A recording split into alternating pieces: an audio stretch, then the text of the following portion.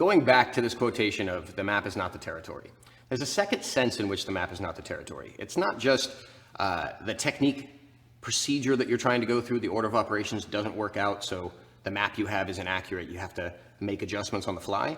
It also has something to do with the way that you think.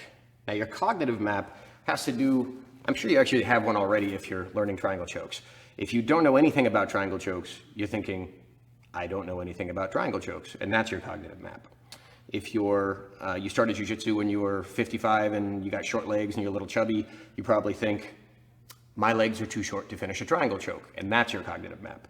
Now, those don't necessarily represent reality, except for the guy who thought he didn't know anything, because he probably didn't.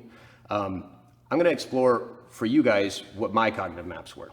I told you the first submission that I was ever put in was the triangle choke.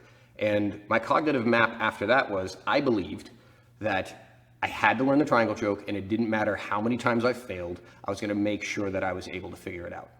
So that definitely played into how I thought about the triangle choke, how I felt every time that I got someone close to it.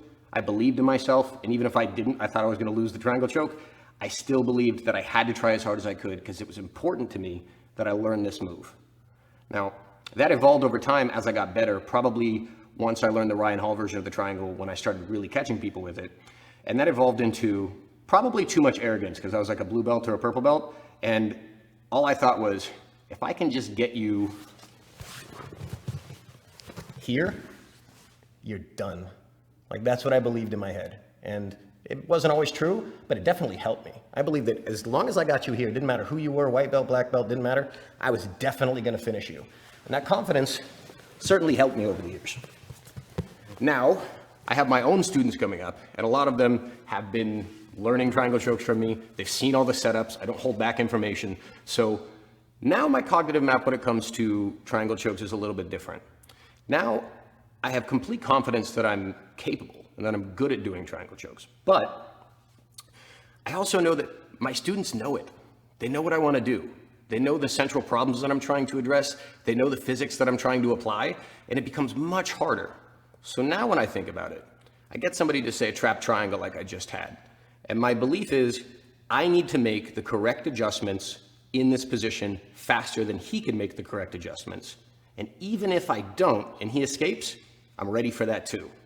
I'm ready to transition. I have a second counterattack, whatever.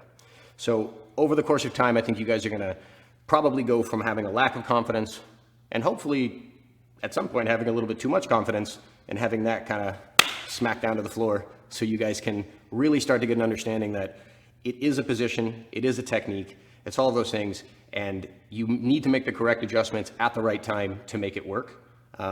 Hopefully, I can provide a lot of that stuff for you guys in this instructional.